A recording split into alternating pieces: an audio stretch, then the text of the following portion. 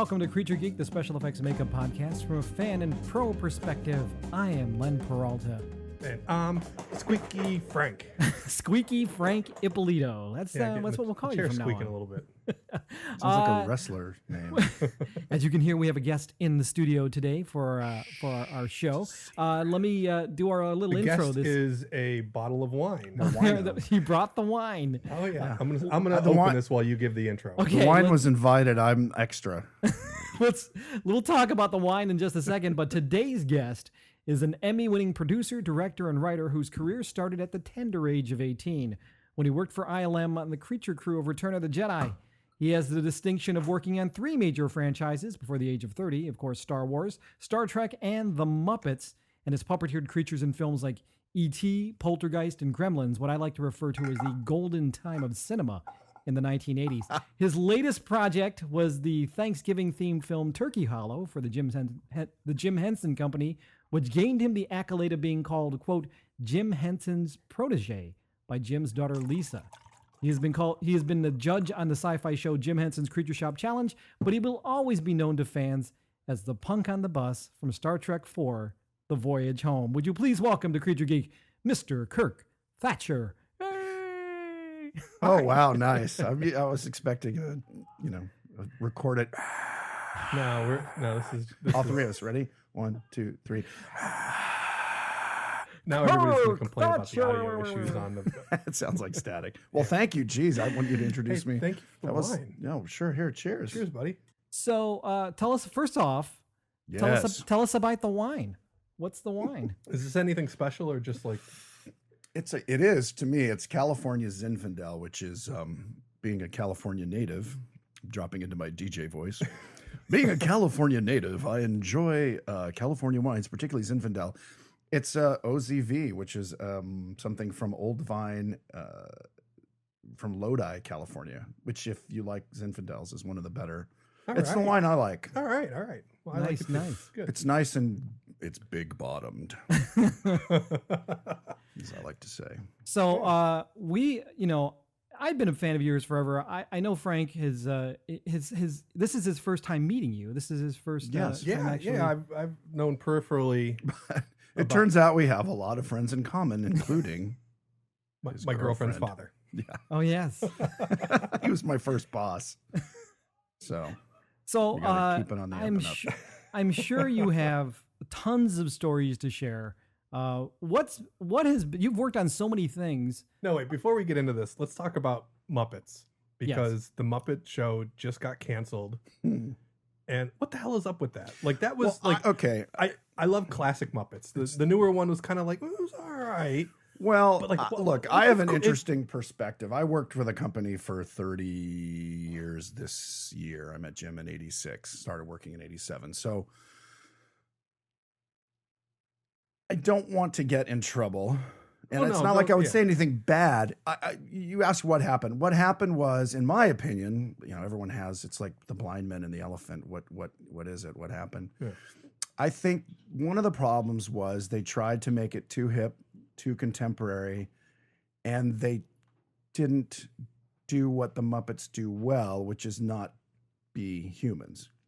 Jim always said, if you can do it with people, don't do it with puppets. Why? Why do it with puppets? And he sometimes bent the rule. I mean, Statler and Waldorf could have been, 2 old actors. But they are my favorite characters. Yeah, people love them. Well, because they're also snarky. And I think the show, instead of having the snark be external, which was Statler and Waldorf, they would kind of put on this genuine, earnest show. And then the 2 old guys would go, you suck. That was terrible. Then they kind of brought the suck into their personal lives. Kermit was dating someone else, and he was kind of mean to Piggy. I mean, he was kind of a jerk with having her help him pick out a present for his girlfriend, which is so I think they were trying to be too hip, and I wasn't involved. So do you think maybe the show just hadn't come into its legs yet? And that's the other bit of time. Here's a historical perspective. The last time we had a show on ABC was in 1997. You say we, the Henson Company?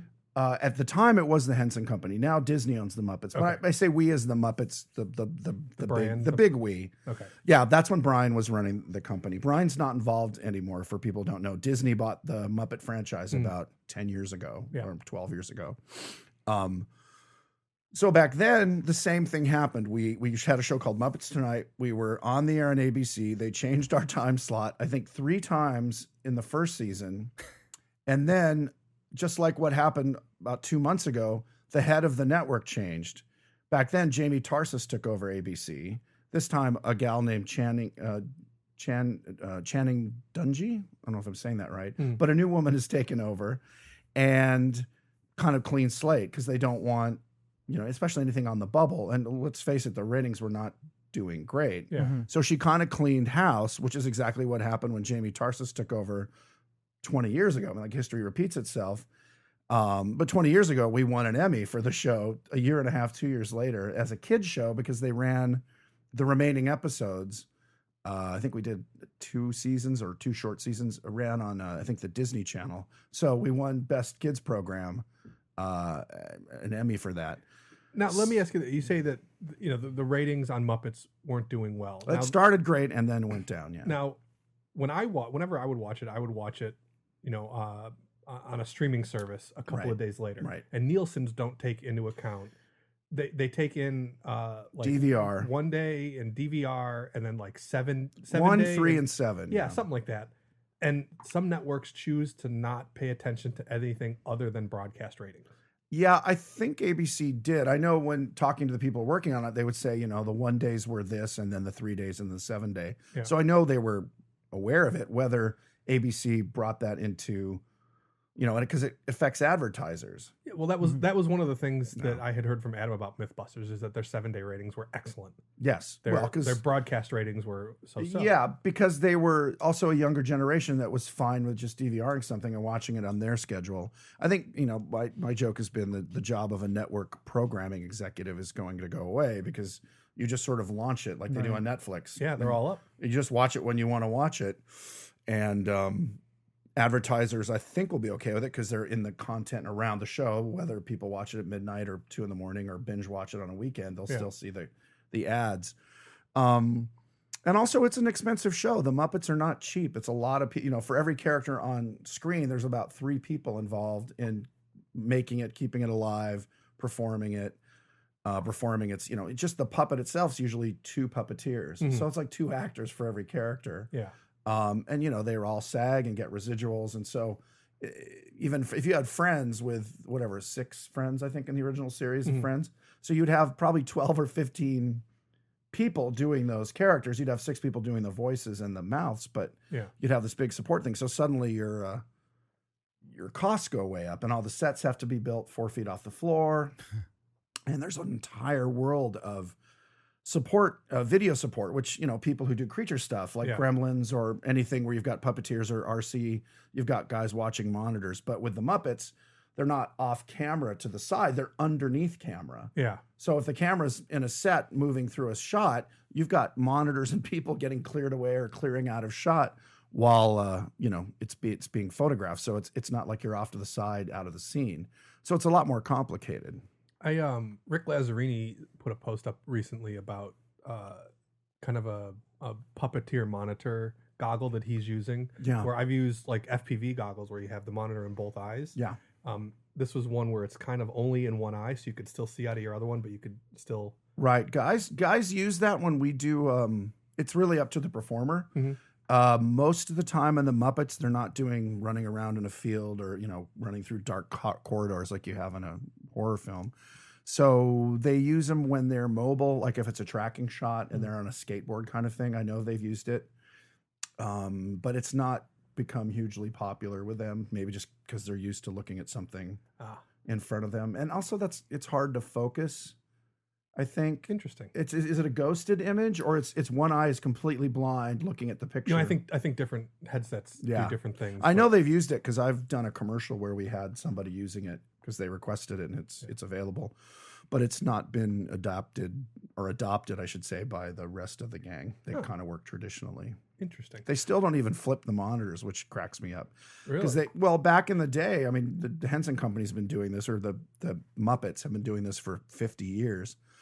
They couldn't flip a monitor. So all the guys were trained to, when your hand looks left, it's looking right on screen.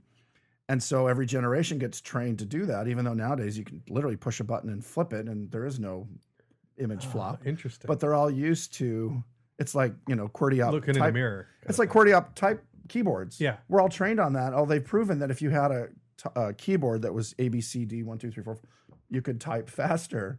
Huh. But they screwed it up because typewriters couldn't type that fast when they were mechanical. So everyone still is QWERTY up. I remember in the 80s, they were coming out with ergonomic keyboards with a better layout, but nobody was used to it. So it's funny that some of the technological advances aren't used because the guys are used to just having it flip, which I know when we were doing things like Gremlins 2, I think we flipped it because when you look left, your puppet looks left. They had the technology in Gremlins too. Yeah, they did. Did you work for Rick on that? I did as puppeteer and voices. So I was on Gremlins 1 building, painting. For Chris Wayless. For Chris Wayless. And I did some puppeteering in the big group scenes in LA. And then on Gremlins 2, Rick called me when they had those big giant scenes near the end.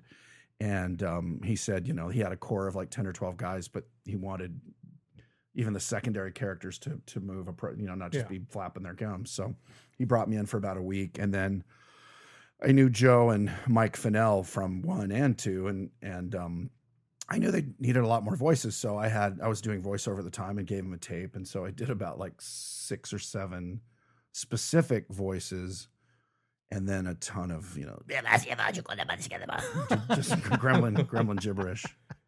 Nice. I did like the most memorable ones are the female gremlin at the end. You did that one? The Femlin, yeah. I did her voice, which is basically like Miss Piggy. It's just like, that's all she does.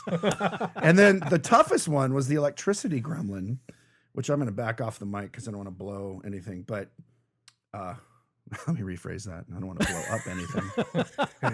because I do want to. This is a family show, of course. Sweetberry wine. Yeah, family show. More wine. I say the F word every other minute. Fudge? You say fudging fudge? Yeah. No, just F word. The F word. Gosh, F word? What an F word POS you are. Edit myself. So the electricity gremlin there was a take where he's bouncing around the room. He was animated. He was a post effect. But so I kind of looped him after the fact. But he was 2 passes. He was passive this. So I had to do that for an entire. I remember like the veins in my head were standing out, and then the voice I called it on top of that was like. So they combined the 2 of them to create the electricity gremlin voice, and then I did. Joe and I kind of ping pong. Joe Dante, the director, on I forget if it was George, the one who looked like George. George Burns. No, he looked like George. Was there a George Burns? Yeah. Not No, George like Burns, George no. and Lenny kind of thing, or was? Yeah, there was Lenny, who was kind of the bucktooth one, but I didn't do yeah. him. It was Edward G. Robinson. Sorry. Oh, all right. Okay. The one I think they called him Lenny and George, but he was the Yeah. Edward G. Robinson. So he and I took turns going like, I mean, And then there was a bunch of just silly lines that we did. Anyway, that was really fun. But it was like 2 weeks of work because we had to do it in 5 languages. Oh, really? Because the gremlins just don't geez. go. They'll go like in English. There was an elevator scene where the elevator doors are open and shutting. You hear gremlins going up, going down. But I did those voices, so I had to do them in German, Japanese, French, and I think Italian and Spanish. Wow. Oh my gosh. Something like that. So maybe not Japanese. I think they just loop or subtitle it, but I know it was 5 languages. So Do you I still remember the German. Japanese version of? No, I remember German. German going up and going down was, let's see, aufwärts. Going up is aufwärts, going down is aufwärts. So I don't know why I remember that, but when you had to time it with their mouths. So that was fun. Did you ever work on? Did you? I know you worked a lot of the Muppets. Did you ever work on the actual Muppet show itself? No, I am not that old, Len. But thanks for that. The beard is white for makeup. It's a character. I just didn't know. doing. You started when you were 18. I it's still did. on the air at the I time. missed the Muppet Show by if I were going to work on it by a year. I think they stopped in 1980, and I started in 1981. Oh, so you missed out. I Just missed by a it, year. but I obviously have lots of friends who worked on it, and that was done in England too. So I probably wouldn't have ran over to England to work on it. I wasn't a puppeteer. I didn't ever want to do that. I mean, I do it for fun, but it's a grueling job. Did you ever get to work on Sesame Street at all? Nope. That was always in New York. And when I was in New York, I was working with Jim on all the stuff he was doing. Sesame, by the time I was with the Hensons, which was 86, 87, was its own kind of unit with its own people. And some of the puppeteers like Jim and Frank. Did Richard Hunt? I think he did stuff on Sesame, but then it kind of built up its own crew of core puppeteers. And Jerry Nelson did both. Dave Goles did not do Sesame Street. And Jerry Joel, who was the head Muppet writer, did not work on Sesame Street. So it was kind of its own crew and own show. And I never, I know a lot of guys who worked on it, and I've met Carol Spinney a few times, but yeah, didn't work on that. So they don't like me around the children.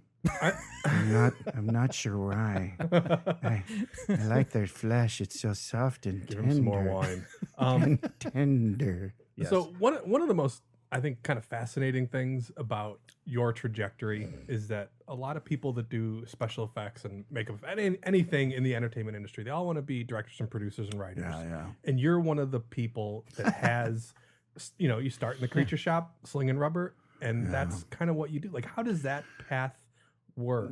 How does that change? Yeah, part of it was desire. Like, everybody. But you said everyone wants to direct. I think I've always had sort of a blue collar approach to things. When I was a kid, I wanted to make monsters and creatures, but I also knew if I was going to work on Star Wars by the time I was 18, 19, they weren't going to hire me to direct it. So I thought, well, learn all the grunt jobs that nobody really wants to do, like mold making and painting. And I mean, they're creative in their own way, but they're not, they're technical skills. But I figured and they'll hire a kid who knows how to, and that's exactly why they hired me. I knew how to make a mold. I knew how to mix plaster. I knew how to make a rubber cement paint. I'd built my own creatures and painted them. So I had these kind of basic skills. And I didn't want to come in and be Phil Tippett or George Lucas. And so once I got a foot in the door and watched them make Star Wars and Gremlins and just watch these movies, I kind of watched everybody's job. And I thought, well, directing seems like something I would enjoy. Well, I think that echoes everybody. Sure. Okay. Yeah. So I'm stating the obvious is what you're telling me. Thanks, Captain Thanks, Obvious. Frank. Yes. My work is done here. I shall leave using the door, obviously. Yeah, when did you make that transition though? Like, and that's what I was saying. It's starting as a creature guy. I realized I can't just keep taking creature jobs, so I left and I quit. I actually left Chris Wayless's shop after about 4 or 5 months on Gremlins. We set up the mold room. I set up the whole paint design and the whole process to do it. And Chris wasn't happy about it. And I said, well, something that I haven't mentioned is I got a bad case of urethane poisoning and mono at the same time working on Jedi. And so I realized that the stuff that we were washing our hands with, the acetone and the urethane and everything, was not going to make me a healthy older adult. So I said, I don't want drinking this wine. Yeah, exactly. To counteract the effects of urethane. Red wine, folks. You heard it here first. Hey, I am going out drinking after the podcast tonight. So am I. Really? Be careful. I'm with Mike and Steve. Michael and Steve Wang. Yeah, I'm gonna go with. We all hang out together. We're gonna go call Steven Spielberg and I'm TP. gonna go to Glendale Tap and drink all of the beer with a couple of the guys from Ironhead from nice studio. So there you go. It's Wednesday night, folks. This is how we crazy creature maker party night in LA, on Wednesday in the 818. In the 818, yo, drinking it all up. So after you okay, poisoned how did yourself- I get into directing? Well, I wouldn't say it was my plan. I didn't plan on meeting Jim Henson. I happened to meet Jim Henson through a mutual friend. But I was going to say with Leonard Nimoy, I told him I want to direct. So he said, good, watch me direct and just help me. What he told me was he hired me as his assistant. And then about 5 months into not the shoot, but before we started shooting, they made me associate producer. He told me this is how sweet he was. He goes, I wanted to make you associate director, but there is no title. And an assistant director is a job that the DGA owns. So we're going to make you associate producer because you're doing so much, if that's okay. And I was like, no, I quit. No. Wait, how'd you meet Leonard Nimoy? How did that all come about? I was at UCLA. So I left ILM, I left Gremlins, and I said, I'm going back to LA and I'm going to learn computer animation because it's going to take over. And I'd known that because at ILM, the germ, the seeds of Pixar were starting. And John Lasseter was there, and I knew Alvy Ray Smith and Tom Duff and some of the other early Ed Catmull, Carpenter. I hope everybody's taking notes on all these names. Yeah, because I don't even know half of them. But they were the CG guys. They were from MIT, and they were programmers and computer engineers, I guess, software engineers. And so I was watching what they were doing, which you saw. The early stuff was Star Trek 3, the Genesis device. And was it Young Sherlock Holmes, the Stained Glass Man, stuff like that. Wasn't Young Sherlock Holmes like kind of the first, like kind of big, that was its own like standalone character? Yeah, the stained glass guy, yeah. And the Genesis effect was more, real estate. It was a planet and geography. But yes, for a character, the Stained Glass Man, I believe, they had done cartoon shorts. Andre and Wally B was done, I believe, still at Lucasfilm. Yeah, but none of that stuff was in a feature film. Was in a feature film and a plate with a real person. Yes. So Stained Glass Man, and then the tentacle, the water tentacle from Abyss was the next thing that they worked on. Okay, right. So anyway, the tentacle was after I'd left, but I knew this stuff was going to become really important. So I went back to UCLA to learn computer animation and was in the animation department, I guess. So wait. When computer animation was not even yet really a thing, they had a class at UCLA for it? Yes, but it was on Amigas. It was very, very simple. And you were like doing almost like video game, like, like just 8-bit. Basic programming type shit. Yes, basic programming. Like, I'm going to make this ball slide across screen. It was very, so I was frustrated because I'm like, that's not what they're doing at ILM. They had a lot more money. Let me ask you, why the hell would you be at ILM seeing all this stuff going and go, I should go to school? Like, you just hang out there. Can't you, like... Because I didn't know anything about computers. Can't somebody there teach you? They weren't there to... Switch? If I had known, if I was a programmer, they might have, but they didn't even know that it was going to take over.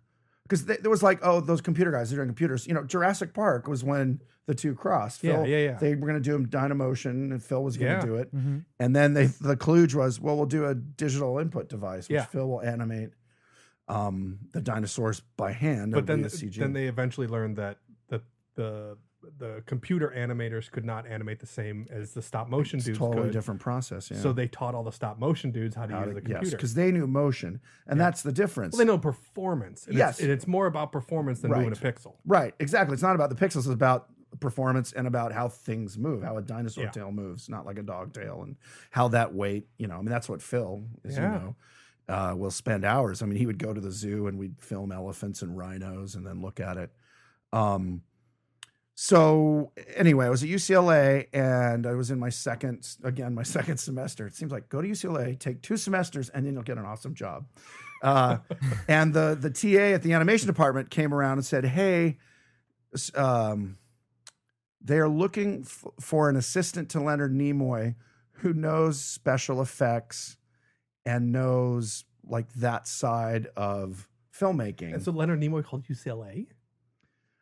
I guess. I don't know. I know he looked at people from USC. Yeah, he was going to colleges because he knew we were cheap. Right. Yeah. That makes sense. To be an assistant, it wasn't a job he could go, get a guy from, I don't know, Boss Films or something. They're like, dude, I make a living doing it. I'm not going to be your assistant. Yeah. Oh, I got it. Okay. So it was just luck of timing. And also, I had just left ILM like 6 months earlier. And in fact, I worked on Star Trek 3. I was on set for a couple weeks, doing the dog. Do you remember Krug's dog? Christopher Lloyd had that lizard dog. Yeah. I was under the chair puppeteering, another not glorious job, puppeteering that lizard dog. Hey, wait, we have a connection here. I helped puppeteer the dog on Star Trek Enterprise, on the TV show. Yes. Scott Bakula had a dog. Oh, right. And it was like it had cancer or something, and it was in like a chamber. Yeah. And we built that dog over at Joel Harlow's shop. Oh, wow. And I got to puppeteer that. So, hey, there you go. We're like kindred spirits. We're a very small guild. Star Trek it's a very small union. There's the connection. Yep. There you go. And I watch those films. Let's do the E.T. Puppet dog. Okay, so Nimoy, right? So Nimoy. So I had the Nimoy. perfect resume. In fact, when he met me, he said he thought I'd lied on my resume. So he called ILM and said, "Did this kid really do all this?" Because it said I'd worked on Star Trek. I'd worked on his set. I'd worked on, Jedi. And they said, yeah, he worked here for 2.5, 3 years. And he's like, okay. So he brought me in. And he's, I always say he was like an uncle. So we just had lunch and he said, what are your favorite movies? Why? What do you want to do? We just talked about what, my take on filmmaking and what I liked about it and what I thought of Star Trek 3. And then I think he hired me, like he met me on a Wednesday, Thursday. I think I got the call Friday. You want to come in on Monday? Wow. So I was like, let me think about it. Yes. And went in and started as his assistant and, told him I really want to ultimately direct. So he said, great. Then this is the perfect job for you. Watch me direct a movie. So the moral to the story is go to school, drop out after 2 semesters. After 2 semesters because an enormous celebrity hires you as his personal assistant. You either go to ILM or Star Trek. Yeah.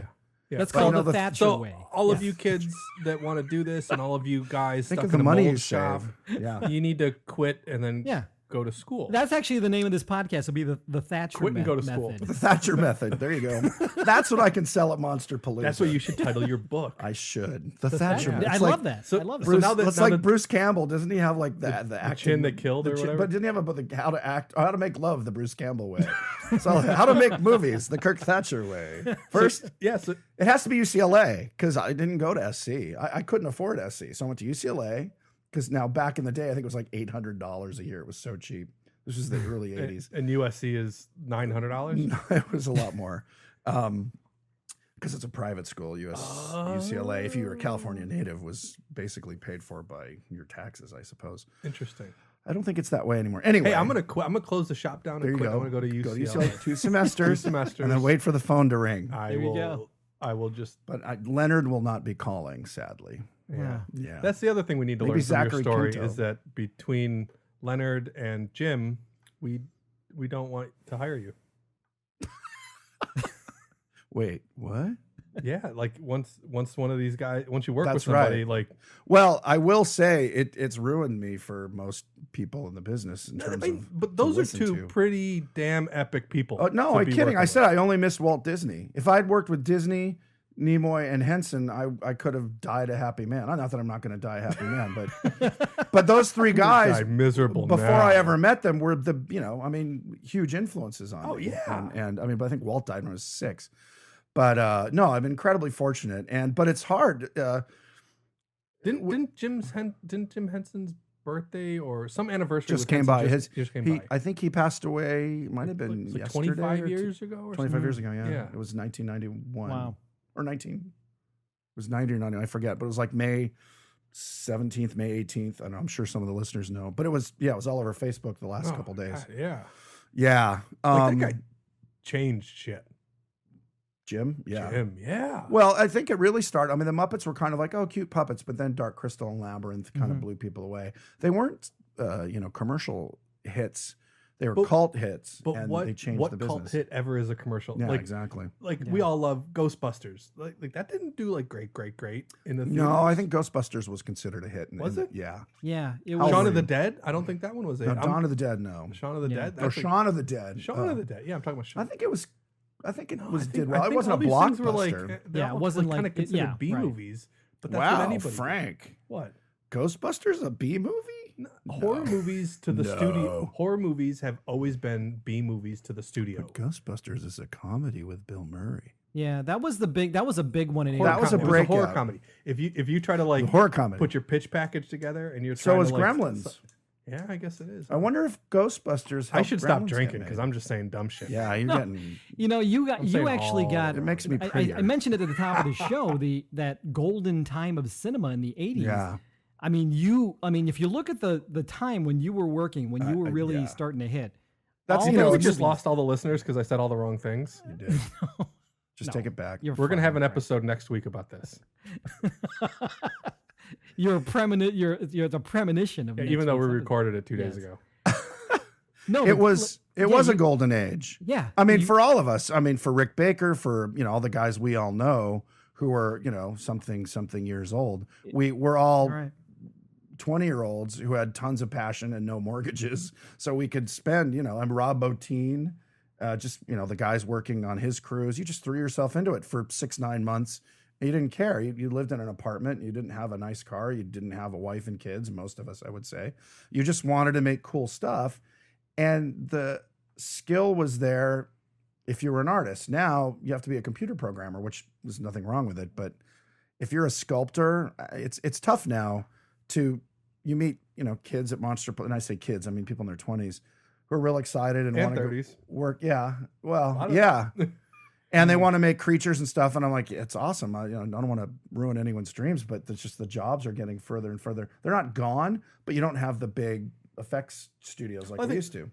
Well, also the bar is pretty high. And so like, I can reach the bar. Yeah. Well, and I have been for the last 40 minutes. The bar is pretty raised. And so now that you have a larger industry with larger amounts of people trying to get into it, and you have this elevated quality, like back then there was a lot of horse shit that made it onto the screen. Because there's these schools that crank out amazing artists. Yeah.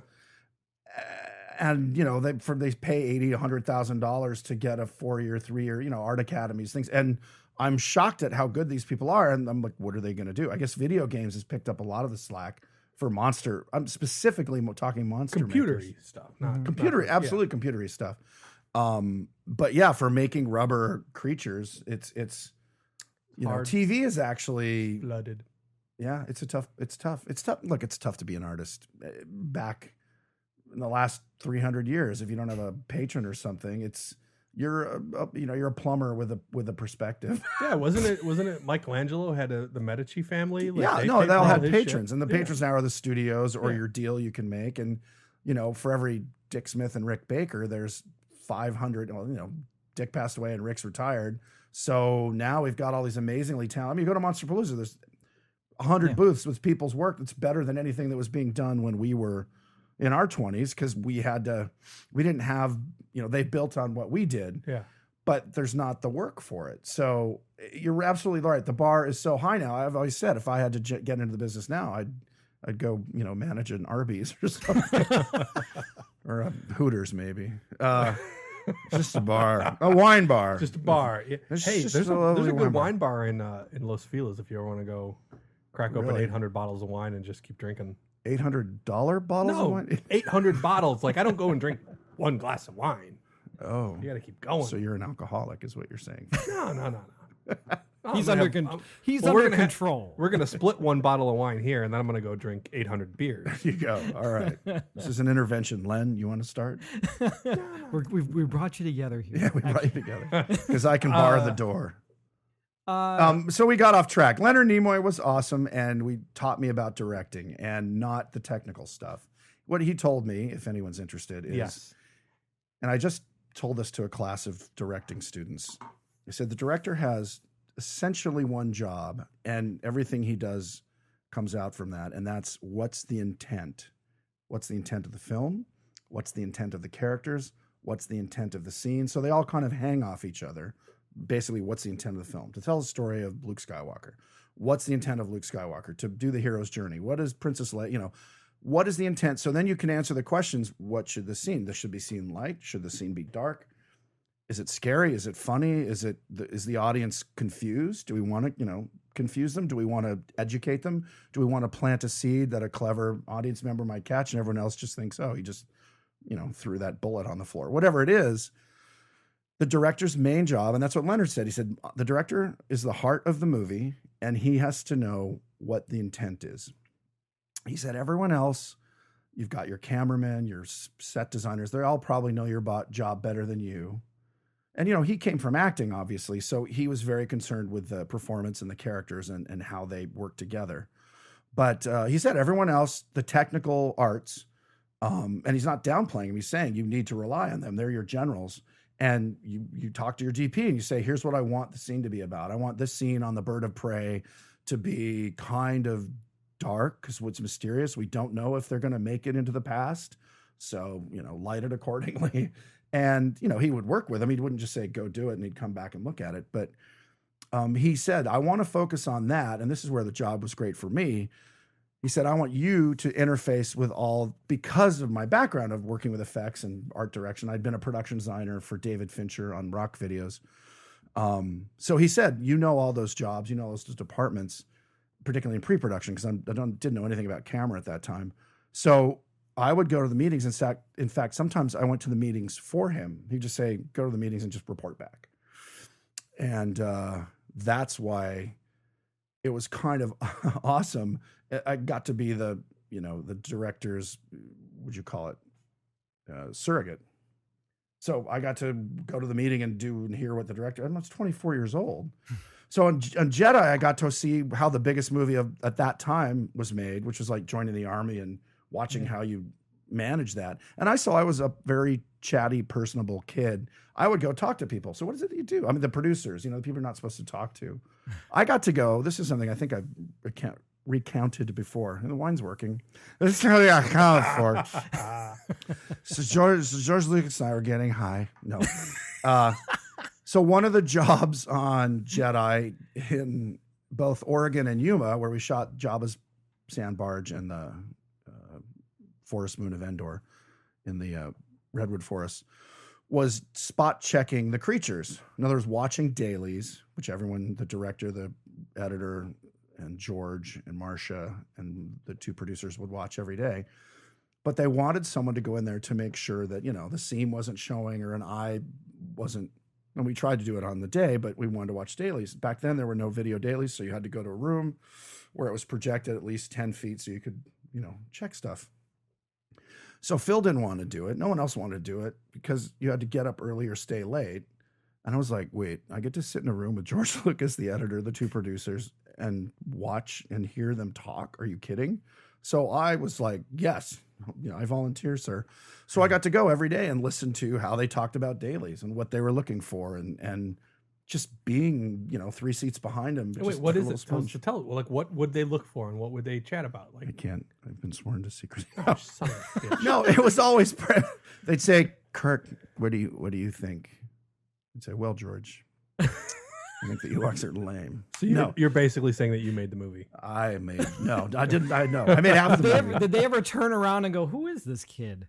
No, I'm a very jokey guy, but I did not make jokes there. I knew enough. My parents had taught me enough when to shut up. And I was like, I sat on my hands. It was very quiet. I mean, they would ask me in fact, the most of the conversation was, because you could tell, I didn't really need to be there to say, oh, Queequeg's head just came off. But I think they were worried about, screen direction, all the other crap, like performance. Yeah. But I remember crossing the line. Yeah. Most of the questions, particularly in Oregon, were, which Ewok is that? Who's in that suit? Because they were doing a good job or they were doing a bad job. Like, let's not have them be near camera, or she's awesome. Let's have her like in the core group. And they would look at me, who is that? I go, oh, that's Debbie Carrington, or that's, Margarita Fernandez, and some of the better performers who just really got into character. And I think once or twice there was like, I remember Queequeg, he would turn and you could kind of see a gap around the nose. Mm-hmm. So like they wouldn't use that take, but it was pretty much not clever. But to your question, most of the time they were discussing, the performance. Is it, did a bird fly by? And just, a lot of it just watching dailies because it was a pro forma thing to do to make sure there wasn't a hair in a gate and blah, blah, blah. So it wasn't particularly educational in each moment, but the kind of the gestalt of the whole thing, just watching that process. Again, so I got to see a movie that way. And then with Leonard, it was literally his right-hand guy I got to see. And again, these weren't, Merchant Ivory films. These are effects pictures with creatures and green screen and all that. So if you want to get out of the mold shop, then you need to sit in dailies with George Lucas and that become Leonard Nimoy's assistant. That's true. Now J.J. Abrams, yes. You need now J.J. is on speed dial, and I'm gonna magically show up at when he's vacationing in Tahiti. Hey, buddy. You look familiar. So on Jedi, you got to work. Correct me if I'm wrong. You got to work on Salacious Crumb, correct? Okay. Salacious. It's funny. There's that picture out there that you've obviously seen. Yes. I puppeteered him in the documentary on the creatures of Jedi. Okay. So that's when that picture was taken. So I've literally had fans ask me to autograph it. I'm like, I'll autograph it, but I didn't. Okay. I did not build him, and I did not puppeteer him in the movie or do his voice. I know Tony McVeigh designed and built him. Tim Rose puppeteered him in the film, and Mark Dodson did the voice, that laugh. Yes. So when we did this little documentary, I just puppeteered him and did the laugh because I knew how he sounded. So that's why there's a picture of me puppeteering Salacious. Okay. So I did not do it in the movie. I didn't actually puppeteer anything, I don't think. What about Nien Nunb? Oh, again, there's the other picture. Yes. Okay. So Mike Quinn puppeteered him in the movie. That's testing. We were doing the tests. So it's the cameraman's fault.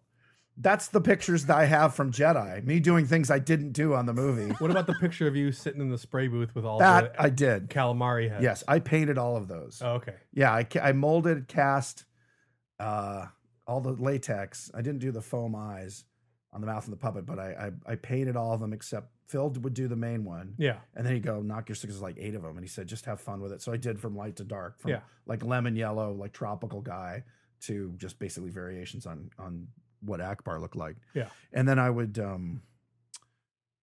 finish them, which, finishing back then, we would finish with coconut oil based soap.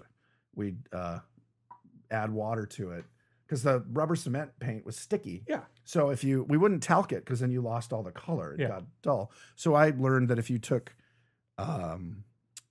just cheap, like, gas station soap, was coconut oil hydrogen. I don't know what they do, but it's made out of that. And I'd add a lot of water, and I just get a cheap house paint brush and brush it over them and let it pat it dry, and then they were never sticky. No shit. Yeah. Now we have to use fancy stuff like V-Gloss and V-Matte. Yeah, I know you guys have stuff they charge you $10 an ounce for. We just use soap. So yeah, Phil Tippett had a great quote about monsters, which was monsters are either covered in, was it burnt raw sienna or raw umber? Because of the colors of poop. Raw umber is like a dark brown green, and raw sienna is like a dark brown red. And we would we'd paint them up wherever we did, and then we'd just do a wet wash, like a dry, not a dry brush, a wet thing. So just get in the cracks. In the cracks, but then also let it kind of dry as a thin film. So it just knocked everything down. Yeah, that's what you'd say. So I did that pretty much everything that came out of the Marin shop. We didn't do Jabba or Bib Fortuna or the Ewoks. I wrangled Ewoks for 2 movies, but Two movies. What did you do? Ewok Adventure? I did the first one. My credit was Ewok Wrangler in the actual credits, which I loved. You had one job. I had one job. You had one job. I wasn't Ewok acting coach. I was Ewok Wrangler. That was actually a fun job. So on the Muppets, getting us back on track. No, we don't want to be on track. Yeah, on the Muppets, what Yes. you just kind of worked on a bunch of different characters, or did you have one character that you sort of puppeteered? Why are we going back to Muppets? We were just talking about Star Wars. Star Wars. Oh, sure. Okay, there, Lynn. We'll talk about. I don't know why we're suddenly. All right, we'll go back to the Muppets. Sorry, I was curious about that. Let him, he's the other half of your show. You can ask questions. I know. I'm just getting a little ready. Bossy. I'm getting primed for the next round of drinking. I started. So what happened with that is a gal who was an effects producer at Omnibus Able. This is going back into what's that? Omnibus Able was Robert Abel's effects company. Who the hell's Robert Able? Robert Able was sort of the godfather of computer animation in commercials. He did the famous 7-Up commercials in the 70s. Okay. And he had a company called Robert Able and Associates, and they were famous, and they would do all the big fancy commercials in the 70s. And in the mid 80s, he was having financial issues, I guess, or a large Canadian computer animation company called Omnibus came in and bought them. So this woman I met, like financial issues. That sounds like financial salvation. It might have been. I wasn't privy to it. I just know that there were issues and they were financial. But when we were doing Star Trek, they had come and pitched to us to do some effects, and we met their kind of, I guess, rainmaker effects producer, a gal named BJ Rack. Let that sink in for a minute. Yeah, she was awesome, total sweetheart. So she and I became friends, and I would go out with her. So Star Trek was done, and they were pitching commercial jobs. So I would go out with her and be her production designer. I would just BS my way through these pitches about, they're going to do a commercial. This is when CG was all fresh and new and exciting. It was the late 80s. And so I'd go in and be like, it's going to be amazing. We're going to have, giant chrome spheres and blah, blah, blah, whatever. So she and I became pals. And I found out that she was Jim Frawley's first wife. Who's Jim Frawley? Jim Frawley. I just keep dropping names. You should get a big tarp. No. John Wayne once told me. Steven Spielberg. Steven Spielberg. Jim Frawley directed the first Muppet movie. See, I'm like a history lesson for you kids. You are, which is why I'm asking you who these names are. And I'm happy to answer. I'm not making up names, like Jasper Cromwelder does. Who's Cromwelder? That's for another show. Everyone's just Googling Jasper Cromwelder. So BJ said, we have at least 5 rabid fans, so they will. Yeah, Google that 5 rabbit fans actually. Rabbit fans. Bunnies with headphones on going. It's only funny on video. That probably audiophonically wasn't. Everybody hilarious. should watch the video now. Watch now. Ready? Rabbit impression. Hey, Yes. Len, what's the guy's name that's putting our videos together so we can say thank you real quick? Oh, Kyle Spolstra. Jasper. Hey, Len's drinking apparently too. He's on IV, so he can't see it. Say his name again clearly. Len. Kyle Spolstra. Oh wow, that's tough. That is Hey Kyle, when you edit this together, put the spelling of your name across Len's face. I want to see it. Thank God we didn't have to say it. Okay, so I was showing her a project that I wanted to pitch, which had puppets and computer animated spaceships, and it was kind of a nutty kid show. And she said, who should see this, who would love this, is Jim Henson. I said, wow, I'd love to pitch to Jim Henson. She goes, well, as a matter of fact, he's a friend, so I'll make the introduction. So she did. And I met Jim at the Bella Hara Hotel somewhere around 1986 and showed him a bunch of drawings. And I was really into the computers, and he wanted to do a computer-generated puppet. And we just hit it off. It's just...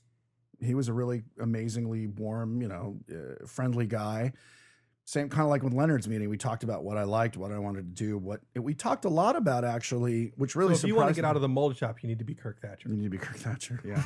Just kind of be a big galoot with a lot of hair, like, oh gosh, I just want to be your friend. That was kind of David Fincher's impression of me. He called me the Wedge. Oh, hey.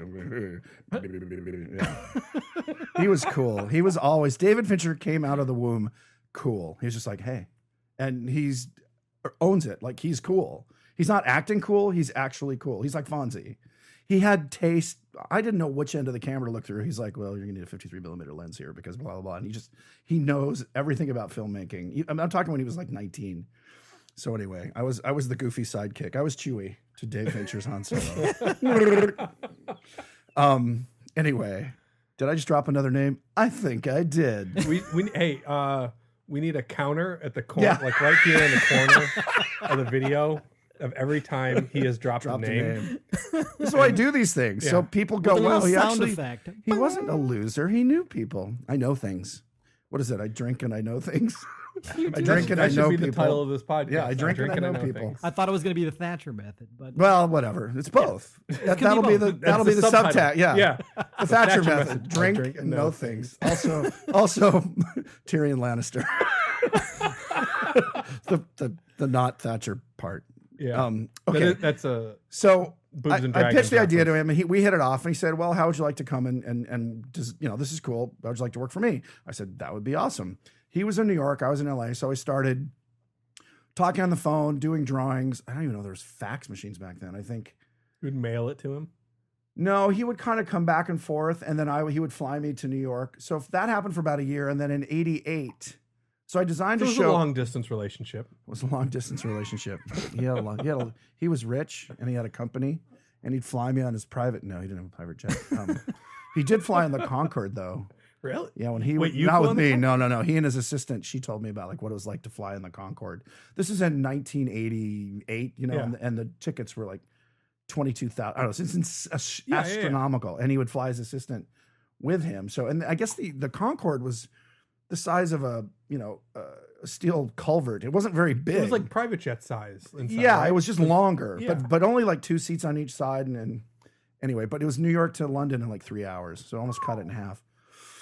Anyway, so yeah, I would fly back and forth, and then he got the show, the Jim Henson Hour, and he said, "Do you want to come work for me full time in New York?" I said, "Let me think about it." Yes. So flew out and started working full time. So to answer your question from half an hour ago, Lynn, I just started, and again, this was, saying spoiled by working with Nimoy and Jim Henson. I kicked the counter over because I said his name again. Well, I don't want to be like, another Jim counter. We need another counter on this side of the frame. Yeah. That's how many times he says Jim Henson. Jim Henson or Leonard Nimoy. Bing. Yeah, No, Leonard I don't want to Nimoy's say up here. I don't want to say and Jim Henson's down here. because people might think I mean Jim Cameron or Jimmy Doohan. So many Jims, I know. And just to be clear, before you said Frank, you were talking about Frank Oz. Frank Oz, yes. Not Frank Another one. Ippolito. Bing. Not Frank Ippolito. Frank Oz. See? The wine's named after you. Hey, look at that. Here, we'll show it to the camera. Oz. Oh, wait. there we go. But It's flipped. This is flipped. the Henson See? style. This is Henson. So my Muppet's Non-flipped. not. But we digest. So we moved out there, and Jim hired me to be an idea guy. And I found out later I was like the third of his kind of guys who would sit with him and brainstorm, and we'd go off and draw. He didn't want us to write. He was visual. I mean, his MO was he's a visual person, and I'm a visual person. So we would talk, I would sketch, and then we'd look over sketches, and that was the process. And it was almost like what used to be in animation, like a gag man. Because I would come up with characters, I'd come up with story ideas about an idea I had, or he would go, oh, I've got an idea about a caterpillar turning to a butterfly. I think it would be fun. And he would talk about some puppet aspect. So I'd go off and draw a bunch of stuff. And one of the first things I started on was this new band. He thought that the Electric Mayhem was getting a little dated. It seemed like a 70s rock band, and the 80s. And this is the end of the 80s. So punk and new wave had all come and gone. Duran Duran was fading, was already almost becoming grunge. So he wanted a band to be more updated. And so I talked to him. I said, that's cool. I have a lot of ideas. Can I make them specifically ethnic? And he said, well, what do you mean exactly? I said, well, Statler and Waldorf are white males. Scooter, he's a thing, and there's a thing. But like, what's wrong with having an African American or an African, genetically African Muppet? And he's like, well, we tried on Sesame. They did Roosevelt Franklin, and we got in trouble for it. Not in trouble, but they got letters. I said, well, I think you skirted it. Let's just give him those features. But, he's just a guy. He's a musician. So that's where Clifford was born. He kind of had multicolored dreadlocks. And, and that's what's fun. Some people go, oh, I thought he was a catfish. And he could be a catfish. He could be a person. But, and we specifically designed for Kevin Clash because he was a great puppeteer who didn't have a Muppet character. He had Elmo, which is the little baby red monster, but he didn't have a guy to play with the Muppets, and he was a really talented, funny performer. So we kind of created Clifford as part of this band, and then the rest of the band never got built. Oh. So it was going to be there was a drummer who kind of looked like, I don't even know. They were all kind of different. There was a lead singer who was kind of very David Bowie meets a lion, but they weren't lions or catfish or, sort of that in between. They had ethnic features of that race. I even designed, he had these two janitor characters, and I wanted, we played around with having an Asian, Muppet who's specifically Asian. Wait, there are no Asian Muppets, are there? No, there aren't. There. So what happened was, it's funny. So we did that. Well, even in the old band, like the band leader dude with the teeth. Who's the band leader? Dr. Teeth. Dr. Teeth. Yeah. He seems not like Asian. he seems like he might be ethnic. Yeah. Black. Without He being might be specific, black. he could And- be. Yeah. Yeah. And then the chick that plays, like, I'm assuming she plays a bass. Blonde chick. Yeah. She's Yeah. definitely a blonde chick.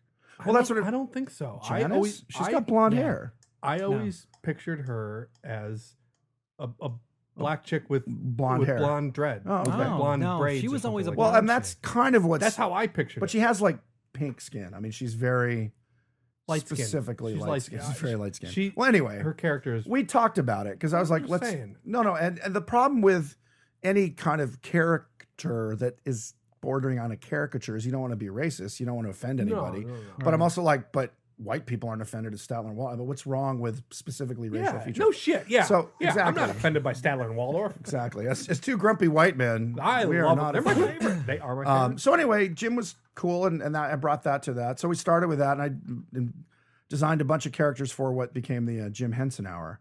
There was a chameleon named Leon. There was there's a bunch of them. Chameleon. That's all the ethnicities. Leon the chameleon. I didn't name him. But very few of them caught on, sadly. I think the show didn't catch on. We did 12 or 13 episodes and it got killed. ABC? No, that was NBC. ABC was Dinosaurs. So like 2 years later, it was Dinosaurs. Yeah, the BCs was Dinosaurs. Dinosaurs was cool. That was cool. That was actually the last thing I worked on with Jim. That was built at the London Creature Shop, right? Yes, the they London were Henson. built and then maintained and operated here. So I flew over to London for like 3 or 4 months and was there. Actually stayed at Jim's house. Jim had just passed away and we sold the show to ABC. And so I went over there like 3 months later and was there for the fall, designing and building and watching the sculpts and everything while they were kind of writing this pilot and in LA. But again, that started with the way Jim would start a process. Let's just talk about it. And I'll start doing drawings and then show him drawings and we'll talk about it some more and I'll go do some more drawings. So we'd done 2 rounds of that. And I had lunch with him on Friday to show him some more drawings. And we just kind of shot the breeze afterwards. And he said he was going down to see his family. I think it was in Delaware. I don't recall now. And so it was a Friday afternoon. And he, while we're talking through the couple hours, hour and a half we were together, he kind of went, maybe twice. I said, you got the sniffles? He's like, oh yeah, I got a little cold or something. So I'm just going to relax this weekend. And that's the last time I saw him. He passed away like 4 days later of galloping pneumonia. Yeah. Shoes. And I didn't even get a head. I mean, it's weird. It was a weird. So I guess pneumonia? They call it galloping pneumonia. It's just a very, very virulent is the word they use. What happens, you get pneumonia and, staph infections, strep, same kind of thing. If you aren't, and I think what actually led to his demise was he lived by himself. He didn't have anyone there with him to go, hey, wake up. You're really sick.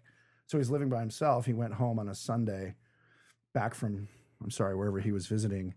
And I think he went to bed tired and not feeling well and just never woke up. And by the time they found him, he'd been in a bad state for a few hours. Wow.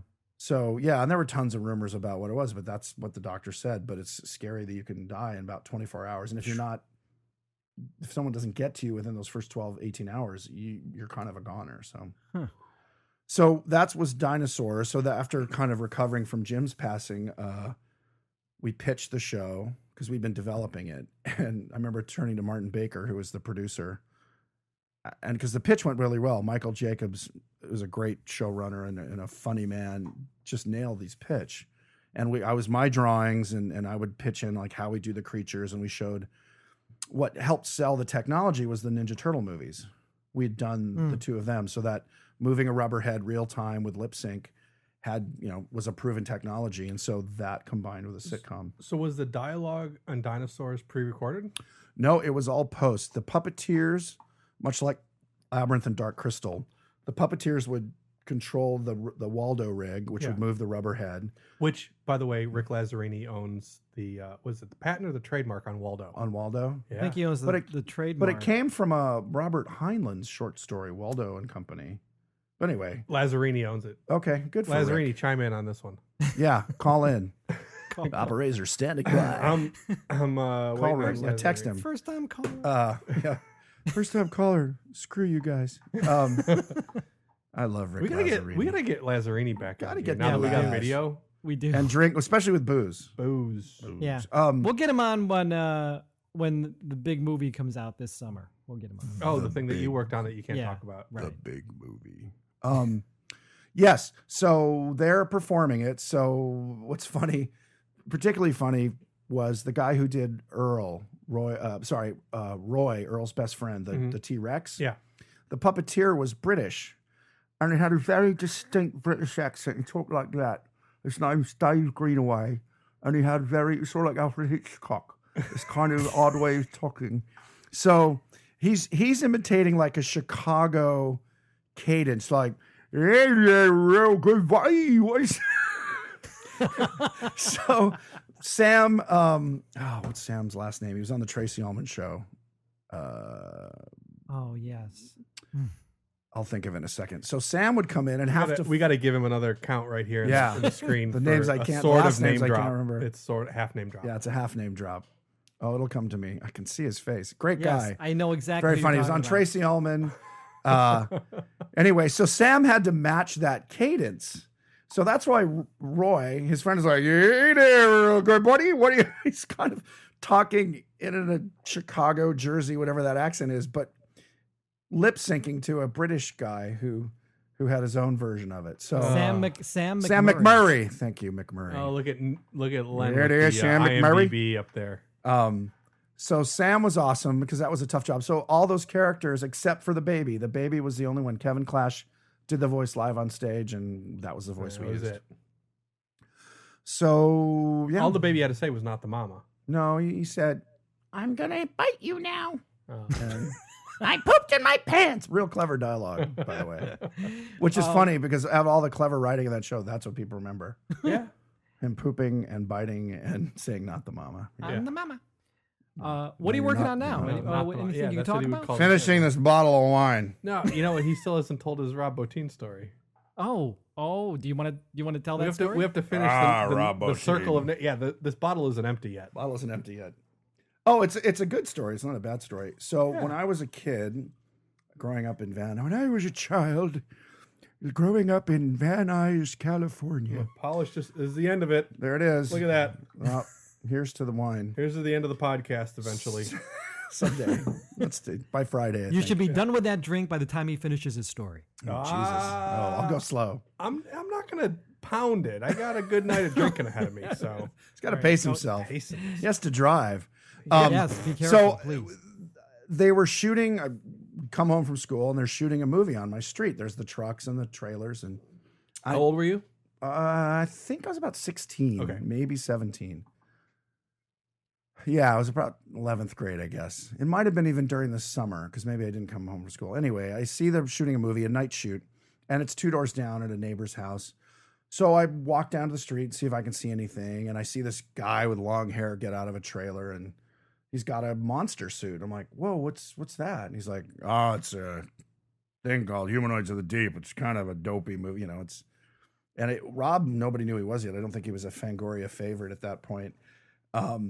But he said, oh, I'm Rob, and here's my card. Because I grilled him, like, oh, I make monsters. I think that's cool. He's like, oh, okay, cool. Well, nice meeting you, kid. And he was very nice, but he was working. And so I watched a little bit.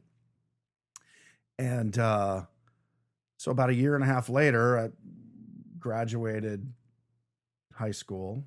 And I think that summer I went up to visit ILM because I'd met Joe Johnston.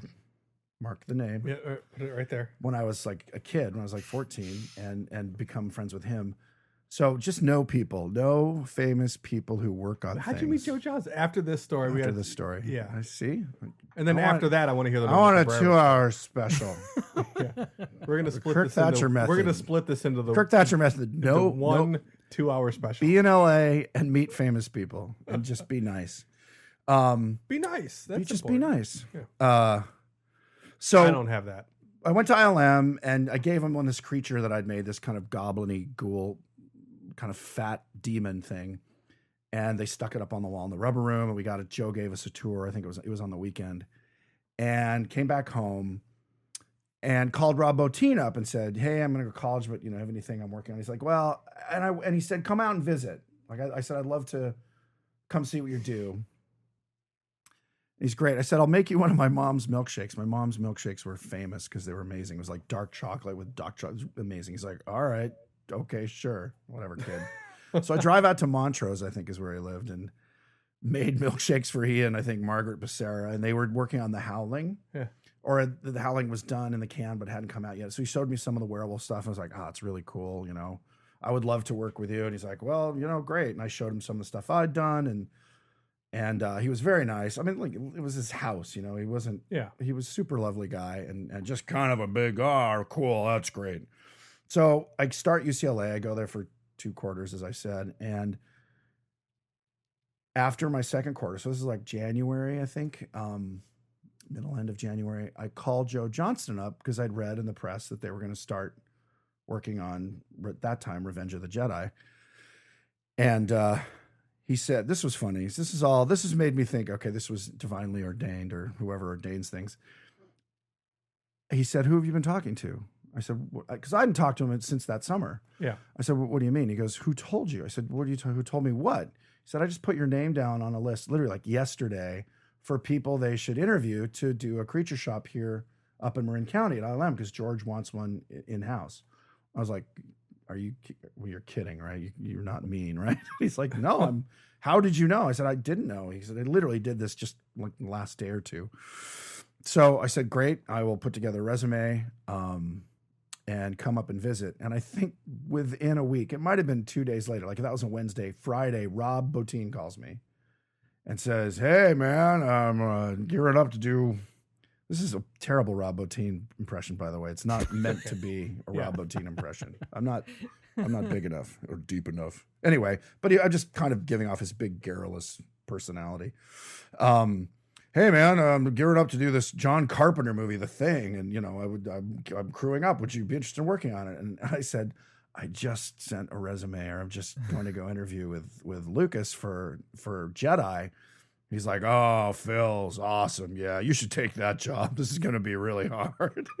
And so he's like, yeah, you definitely don't want to work on this. This is going to be crazy. This is the mirror to Brian Wade's story from when we had Brian. That's what he was saying on the podcast. Yeah, Brian got the call from Bottin and also had an interview that he could have taken at ILM. And he took the thing. So Brian, you could have been Brian Wade, and he could have been me. And he could have been. We look, we both have the Grizzly Adams beards. He did just recently grow that beard out. He looks like a lumberjack. He looks better with the beard. He's intense, man. I mean, he's like, if you see that black and white photo, that guy who's a professional portrait photographer took of him. No. Oh man, he looks like a Russian boxer, I mountain love man. Brian Wade. Oh, he's awesome. Yeah. But I mean, this picture with that beard and it's black and white, looks like a silver print. It's just intense. Yeah, Brian's awesome. Another big garrulous guy. So anyway, Rob said, you made the right decision. I mean, Star Wars, come on.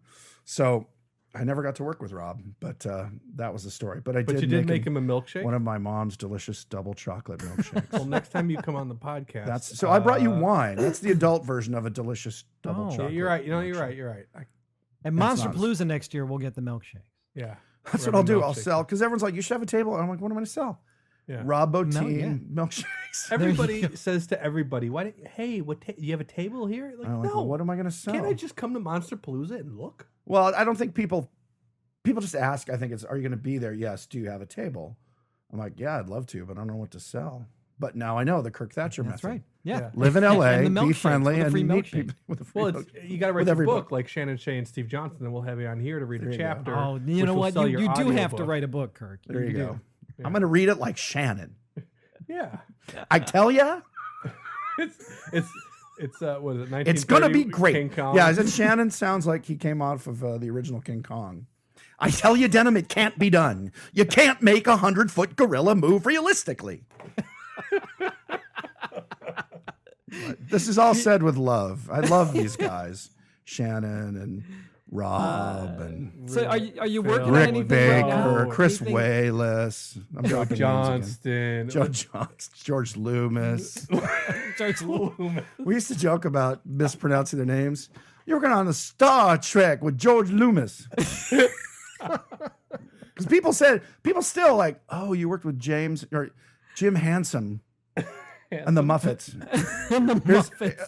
Here's my favorite story. So Mike Love of the Beach Boys had opened a chain of restaurants called Kokomo based on their song, and the Muppets had done a parody or like a version of, not a parody, but a version of it. So he came to have a meeting with the Muppets. And the entire meeting, he called them the Muffets. I love them. So he comes in, he's like, well, first of all, I love the Muffets. Who doesn't? Here's what's hilarious. The name was literally on the door. It was on everything in the room. And he just kept calling them the Muffets. Kids love the Muffets. We would love to have you in our restaurants, maybe figures or painted photographs or whatever. And we're just staring. I'm going, I think at one point I went, well, the Muppets are really, blah, blah, blah, but said it properly. And he still went on, well, I hope we and the Muffets can work together. And I just thought it was hilarious.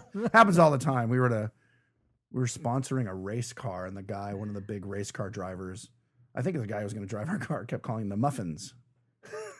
Man, I love the Muffins. You got the Fonzie Bear and the Lady Pig, and Kermit the Toad. Kermit the Frog. Kermit the Toad. And who's that crazy one? Who's the crazy animal drummer? Animal. Yeah, that guy. What's his name? Animal. I don't know what he is, but that guy. You're like, his name is Animal. Oh, right. Yeah, I love. And the two old dudes. Everyone loves the two old guys. Yeah, I could do dumb Muppet stories for at least another 5 minutes until the wine runs out. Yeah. What time are we on? We're about an hour 10 right now. Awesome. Wow. We're going for 2. We're gonna make the longest podcast ever. Podcast Challenge 2016. We should do a 24-hour podcast one day. No, that would be. But not. Do you think not anybody today. would make it through it? It'd be crazy.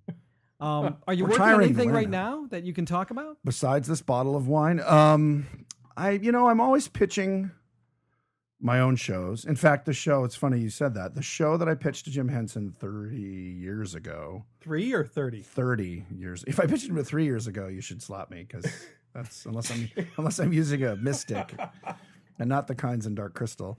No, 30 years ago. It was 1986. I'm kind of retooling it as a either CG or puppet and scene. Still, it's funny. It's the same technology. So I'm working on that, which is kind of a space comedy adventure. I always have 2 or 3 TV shows.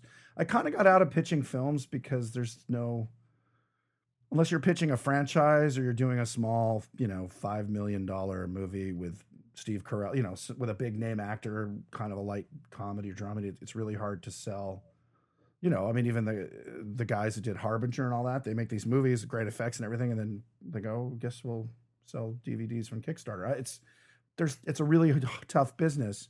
So you're either working for a giant film and these kind of $15-20 million creature comedies. I had a meeting with Henson 10 years ago, maybe 12 years ago. Henson Studio. The Henson Studio. Brian and Lisa. We had developed a project that was sort of what Austin Powers was to James Bond films. This was to Harry Potter films. It was kind of a parody Harry Potter comedy.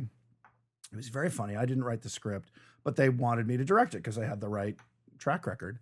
And we went to Sony and... You had the right friends. Yes, but they also... Name-dropping skills. They had good name-dropping skills. They could drop Jim Henson's name readily. It was on the door, actually, of the company. So we went to Sony to pitch, and this very lovely executive, she said, well, how much would this movie cost? And... we said, well, we could do this for like $25 million. And she's like, with all these creatures and stuff, like, yeah, because that's what we do. We know how to do that. And it's our creature shop, so we can, make it work. And she looked at us, she goes, I don't know how to sell that. I was like, well, what do you mean to sell that? To my bosses. Why do you need to, do you not know how to sell? She said, well, this is the problem.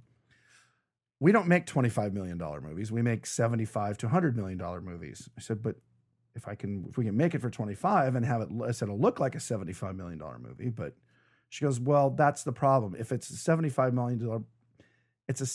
million movie, you won't be able to direct it. So we would take it and then, put Mike Myers or, some big name on it. So now, let's say your hard costs are still 25, but now you add another 15 for the name talent. So now you're at 40. And then, they just don't know how to make small budget films. He said, now, if you do it as a negative pickup, if you go make it and find your funding and make it and bring it back and say, you can have this movie for $25 million, then maybe we can talk, but we don't make $25 million movies. I said, but okay, but if you can make it for 75, why don't we say it's 75 and we'll bring it in for way under budget? It's like, but they don't know how to promote that. And they won't promote it because there's not a big name on it, which again leads back to you not directing it. Then we get Terry Gilliam or Tim Burton or whoever is the name that we think. And I said, but even those guys aren't going to cost you $20 million. That shit makes me want to bang my head against the wall. But that's why the film business is so goofy right now. And they don't make Gremlins, which, Gremlins budget was, I remember the budget for the Gremlins was $1 million. So the movie was maybe 10 or $12 million, maybe 15. And again, even if you prorated that for today's dollars, it might be a $40 million movie, which like Deadpool, I think was somewhere between 40 and 50 million.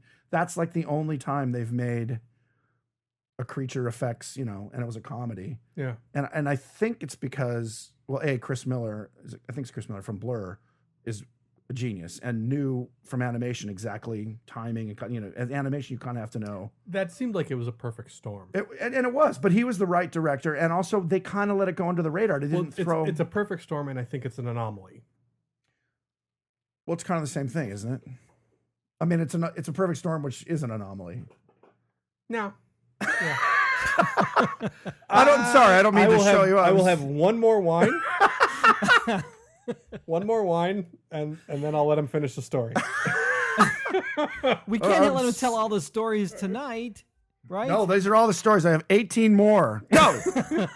We're gonna live stream from the next set of bars. George Lucas and I went to the strip club. It was in Yuma, Arizona, and we're out of time. All right. Funny story though. And then when Carrie showed up and said, "I can do that better," boy, I mean, those girls were impressed. Not Carrie Fisher, no. Carrie Schmenderman. Carrie Schmenderman. Carrie Schmenderman. She was the caterer. She could dance. All right. I don't think that counts as a name drop because I'm making it up. Schmenderman. No, you thought, that was called a misdirect. And we all know there's nothing worse than a misdirection. We got to have you back on to do more. No, to do more stories. Pay me, please. You get the first one free. I'm like a heroin dealer. First one's free. Rick Baker demanded $20, and I have a $20 bill sitting in the drawer waiting for him. Yeah, Rick is awesome. I have a $20 bill. Oh, nice. Which I painted Rick's head. Wait, let me see that. Oh my God, that's hilarious. That's ponytail great. wore off a little like bit. I gotta fix it. Have you seen Rick's? Have you seen Rick's ZBrush stuff? Who hasn't? That's so man, that guy's good. Name drop. Put it right here. No, you brought Rick Baker up. I didn't. We always ask our listeners to take off their clothes as they listen and send us pants pictures. Optional podcast. We always ask our guests this question. It's the words of wisdom. One piece of advice you can give I'm going to to a auction young off pro the getting cork, started. by the way, on Patreon. Sniff the cork. Sorry, you asked words of wisdom? Well, one piece of advice you can give to the young pro getting started. Hey, while he's saying this, will you pull up the Patreon list? Me? Yeah, I'm drunk. Yeah. Okay. I'm going to Uber home tonight. I'm going to Uber to the bar. That's probably a good idea. Okay, this is advice for art, and it's kind of what I started with the directing. Know your intent, know what you're trying to achieve, and always, never. It's a Steve Martin bit. And always use contrast. What? Use contrast. What is that? What do you mean? If you have a funny scene, do a dry scene. If you have a wet spot on your creature, have it surrounded by, in other words, contrast things, light and dark, wet, matte and shiny, chiaroscuro, lighting. It's just contrast is what differentiates things. If you have a movie that's it's like a stand-up comic. It's anything. It's a song, except for some heavy metal, which is just, for the entire 3 minutes. But contrast really is the heart of art. And that was taught to me by my high school film teacher. Name? Sean Sullivan. Nice. Who I found out last year was somehow related to Ed Sullivan. Yeah. So even my high school film teacher was famous, semi-famous. Ed Sullivan? Ed Sullivan. Right There you go, there. Ed Sullivan. Ed Sullivan is another name. No, but it's always helped me. Like if you're kind of stuck, like what do I do? And you're bring up the contrast. Good advice. It's words I've used, that intent and contrast. Where can they find you, Kirk? Which bar are we going to? I'm going Online. to Glendale. I'm going to Glendale Tap. I'm trying to get a. You should get Steve Wang and Mike Hill to meet you at Glendale Tap.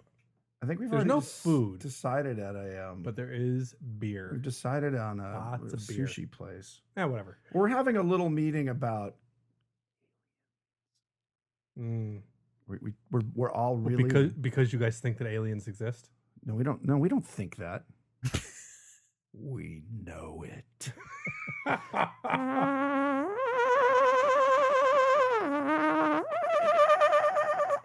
This concludes the Alien Hour with Len and Frank. Is all of a sudden turned No, into we love Art this Bell. stuff. Yeah, exactly. Oh, I love. No, George Schnorri. Hey, it's George Schnorri. You know the way he talks? Okay. If anyone's out here is a fan of, what is it? Coast to Coast. George Norrie, what I love about George Norrie, we're way off topic now. Who cares? Is that literally had a guy on, he never questions their sanity. Are you the best thing about Art Bell is that he would be like, dude, no. No, I know. That's what I love about George Norrie. This guy's like, well, George, I build time machines with pennies and, chewing gum and crystals. And George is like, well, that's really interesting. How do you operate them? Well, George, it's all about the person holding it and its intent. Well, are there dangers involved? Well, and that's what I love is if you're just flipping channels and you heard this, you would think it's some documentary, and the guy's like, well, you have to make sure that the time zone you're going back to, there wasn't a geographical, an anomaly or something there like a mountain that isn't there now, because you might end up in the middle of a mountain. George's like, well, that's true. I never thought about that. So the guy's he just placates being completely, he's not placating him. I really just think he lets them talk and he doesn't judge. That's what I like about George Norrie, because the shows are fascinating. So although, unlike me and Len, unlike you and big judges judge everything you say. And Art Bell, like, that sounds ridiculous. How are you going to back that up? I mean, that was great too. But what I like about George Norrie, he's very accepting. Yeah. That's fascinating. All right, so you guys have fun with your aliens. I'm gonna go drink beer. Well, aliens aren't invited, and I'm gonna talk about things that we're not allowed to say on the air that Jose is doing over at Ironhead. Oh boy, we all know things. No, Chris won't tell me anything. Just like Rob Freitas won't show me pictures of the bat cowl molds.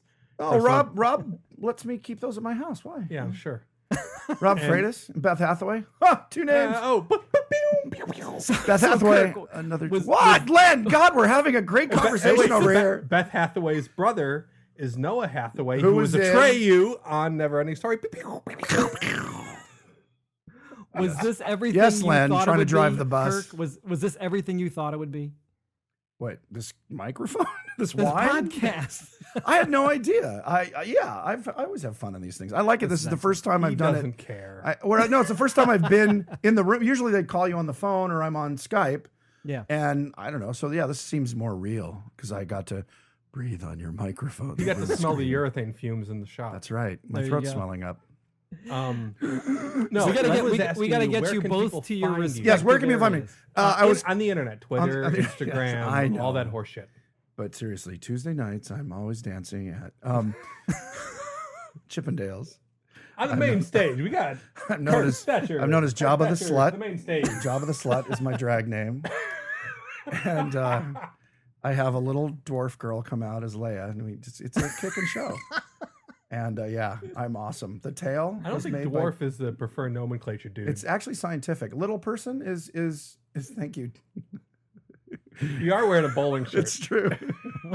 I'm telling you, Walter. This aggression will not stand, man. What's weird about Jeff Bridges is now he talks like Rooster Cogburn. Yeah, he does. He's hosting Saturday Night Live going, hey, we have a really great show tonight. I'm like, wait, is he in character all the time? No, he's the... he's Rooster Cogburn from True Grit. No, he's the cowboy in... True Grit. No, he's the cowboy that's sitting at the bar in the beginning and the end of... Oh, Sam Elliott? Yeah, Sam Elliott, yeah. The dude. Yeah. The dude abides. Yes, you can find me on Facebook, sadly, right now is the easiest way to find me. I'm trying to get Kirk Thatcher just website up. Mm-hmm. And I just signed on with a... You have a Twitters? Yeah, I'm a Twitter. Kirk R. Thatcher is never clever. It's Kirk R. Thatcher on Twitter, Kirk R. Thatcher on Instagram, Kirk R. Thatcher on Facebook. All right, good story. There you go. We answered the question. And so what's funny about Facebook is... Get ready to put some numbers here. Jeff Bezos was Skyping with me about this thing he's going with Amazon. Oh, gosh, we have fun. We got it. Yeah, we got it. Cut. We'll do the end part here. Thank you so much, Kirk, for coming out. Don't edit this. That's what she said. All needs to stay in. And now it's time for the end part. You know, Shannon Shea was upset that you didn't put any of his outtakes in when he was reading his audio. I know. I got to put those in.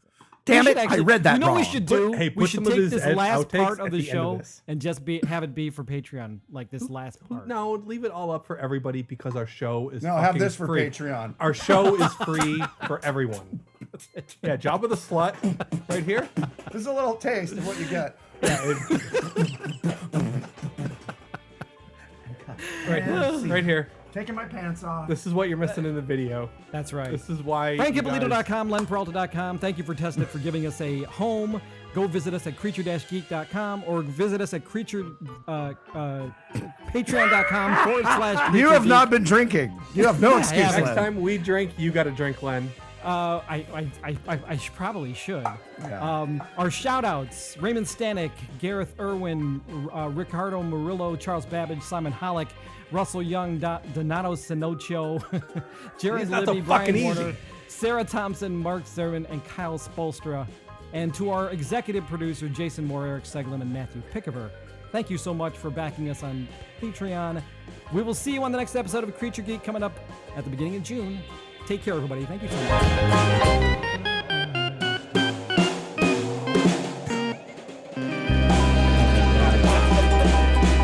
That was insane. That was the best episode. Inside in the membrane. Best You episode crazies. ever. That was great. That was great. I'm just gonna every other episode. I'm just gonna squat down on the floor and just pop up in the middle of the two. Like, We got to have you back on. We got to have you back on, Steve. And all my girlfriends say. You should have Steve Johnson and I on, and we'll just be Yes. trying to weird each No, other. no, no. This is why I want to have like a big long one, so that we'll just have everybody here. Oh, that'd instead be of a great. bunch Like of a party. microphones. We're gonna have a Creature Round Geek table, party Yeah. in the shop, and everybody can just like come in, chime in on their stories, and You know, we'll do that for our leave anniversary this show. in the video. This is only in the video. Now, do you guys know Right how here, many I'm still people recording listen to video. your podcast? Do you No. have numbers? No, They don't have a tested- metrics. Tested has told me that they would turn on the metrics 800 times, and I still have not gotten any of that numbers. yeah, we don't know I yet. can We're assume- thinking we get a lot of people No, I listening can to us. assume based on video views and Oh, sure. and based on feedback numbers that we have about 10,000 listeners. Oh wow, that's pretty good. Yeah. That's what I can assume. And Yeah. I could be really fucking wrong. And Patreon. Keep is this where, all in video, by the way. Yeah. This is the extra stuff. Yeah, you the pay extra for. stuff on video. We're This just is talking the about bonus business. features. So Yeah. how much money are you guys making? A lot of bones. No, on we this. get like $400 a month on And on a Patreon thing. And, Yeah. and Len and I split it every month, except for the months that Len or I have to travel or do something there. Yeah. You know, 'cause If I give you money, can I be on more? you can be on more whenever You can be on whenever you want. I'm kidding. No, You were great. everybody that's Can I be fun naked more? Yeah, you're our new Shannon Shea. Shannon and I should be on. Oh, Shannon and you would be great. But then we would just We'll just do dueling the name dropping Shannons. counters would just No, it'll just be dueling Shannons. Shannon, that's crazy. I tell you, Kirk, it's gonna work. No. This is we're going to just go gonna bananas. I ping-pong say you and bananas. Shannon now. Every 5 episodes is either going to be Shannon or Shannon or Kirk. Kirk. There you Yeah. go. Well, sadly, I'm probably available. Well, Until he gets a big show and then doesn't hire my Then shop I'm like, to work. Yeah, exactly. Well, Frank, get Probably the have things to build. Who are you, Frank? Polito? No, I don't know. No. Tom Papa. get the audio file up there tomorrow, and I'll take care of it and get it put up it so all it up goes tonight up on so that we can Friday. set This it goes up up. on Friday, Kirk. Oh, I should have told Phil Tippett stories because he probably listens to it. He since doesn't listen. Phil doesn't give a shit.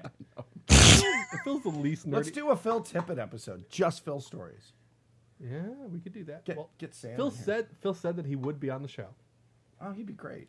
Yeah. No. I'll give him like 3 or 4 IPAs, Yeah. and then we'll get it going. He'll tell the same 6 stories he tells all the time. Which ones? We can take these. I guess we can't. No, we're still recording. Yeah. This is the bonus features for video. Bonus features. What time is it? I gotta be. Yeah, you gotta be at a bar and. It's Oh almost, no, it's only 7. Yeah. Actually, I have to I have to do a call. My Len's wife. Len's gonna end the bonus Yes, features. dear, I've got to go get some bacon and milk. He's got 18 kids, by the way. Yes, precious. Certainly, dear. I will go to the store and pick up some tissue. All right, Len. Yeah, Goodbye. get this up tomorrow morning. Get it on the I'm Dropbox, gonna and I'll. stick it in Dropbox right now. That's what she Excellent. Thanks, man. Take care. Nice Take to care. see We'll you see you. digitally. Good seeing you. Bye. Bye bye.